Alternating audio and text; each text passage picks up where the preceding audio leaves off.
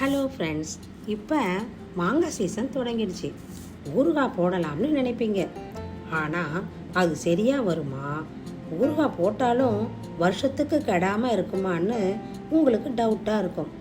அந்த சந்தேகமே வேண்டாம் ஃப்ரெண்ட்ஸ், இந்த முறையில் போட்டு பாருங்க. வாங்க இப்போ வீடியோக்குள்ளே போகலாம். இப்போ முதல்ல நல்ல புளிப்பான ஃப்ரெஷ்ஷான மாங்காய் பெருசாக எடுத்துக்கோங்க. இப்போ மாங்காயை நல்லா கழுவிட்டு ஈரம் போக துடைச்சி எடுங்க. நாம் இப்போ 1 கிலோ மாங்காய்க்கு என்ன அளவோ அதைத்தான் நாம் எடுத்துக்க போகிறோம்.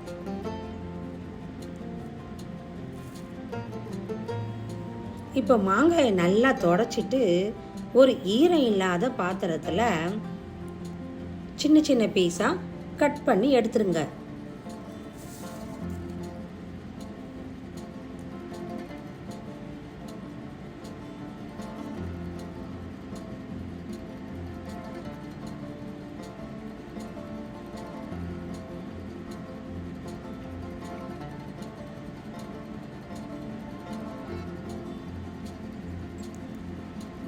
இந்த மாங்காயில் ஈரமே இருக்கக்கூடாது ஃப்ரெண்ட்ஸ்.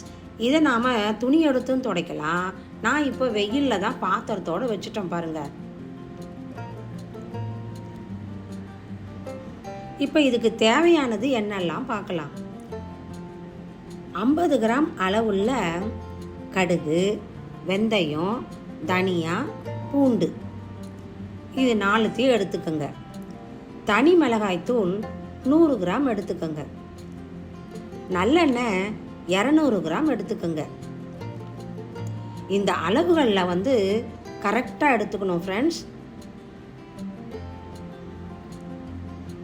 இப்போ ஒரு கடாயை ஒன்று அடுப்பில் வச்சு வெந்தயத்தை வறுத்தெடுங்க.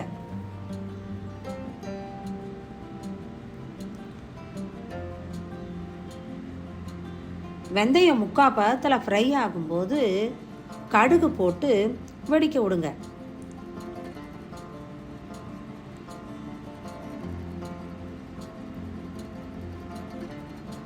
இப்போ கடுகு வெடிக்கும்போது தனியாவை போட்டு லேசாக வறுத்து எடுங்க ஃப்ரெண்ட்ஸ்.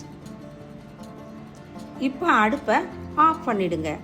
அந்த சூட்டிலேயே தனியா ஃப்ரை ஆகும்.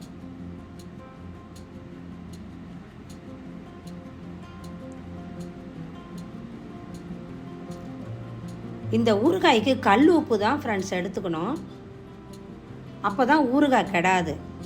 ஒரு மிக்ஸி ஜார் எடுத்து வறுத்த பொருள்களை போட்டு தேவையான உப்பையும் போட்டு நல்லா அரைச்சி எடுங்க ஃப்ரெண்ட்ஸ்.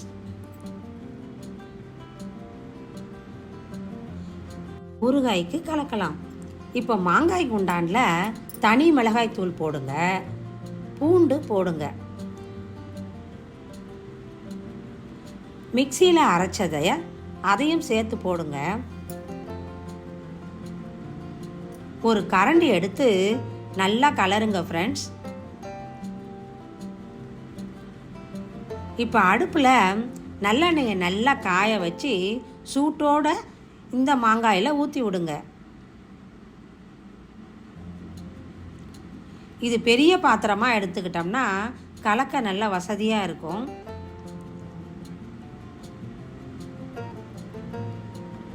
இந்த முறையில் ஊறுகாய் பண்ணுறது ரொம்பவும் ஈஸி ஃப்ரெண்ட்ஸ். அது இல்லாமல் டேஸ்ட்டும் அபாரமாக இருக்கும், கெடவும் செய்யாது. பொதுவாக நாம் ஊறுகாயை ஸ்டோர் பண்ண பீங்கான் பாத்திரம் ஜாடி இல்லை பாட்டிலில் தான் வைக்கணும். நான் இப்போ இந்த பீங்கான் பாத்திரத்தில் வச்சுருக்கேன் பாருங்கள்.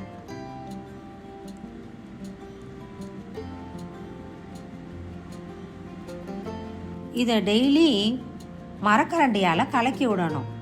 ஒரு 3 நாள் கழித்து பார்த்தோம்னா நல்லா எண்ணெய் விட்டுருக்கும் ஃப்ரெண்ட்ஸ். அதுக்கப்புறம் இதை நாம் யூஸ் பண்ணலாம்.